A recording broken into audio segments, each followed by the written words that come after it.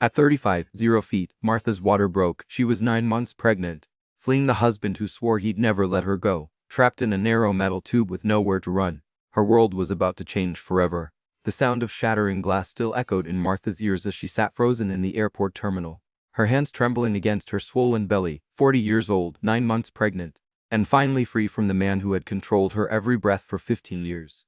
The baby moved restlessly beneath her palm, as if sensing her mother's fear and determination.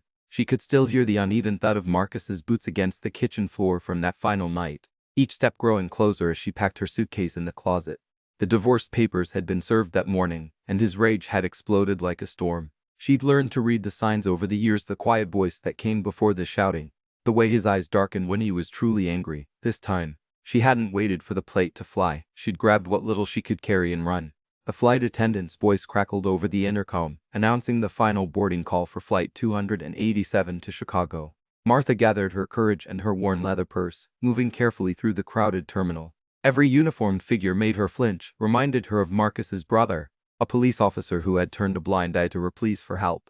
She found her seat in the middle section, window seat 23, and settled into the worn fabric with a grateful sigh. The freedom felt almost too real. As the plane began its taxi toward the runway, Martha pressed her palm against the cool window and watched the city lights blur past. In just a few hours, she would be hundreds of miles away from the house that had been her prison. That was enough. The engines roared to life, the force of acceleration pressing her back into her seat. She closed her eyes and whispered a prayer of thanks for the line of connection that was finally breaking.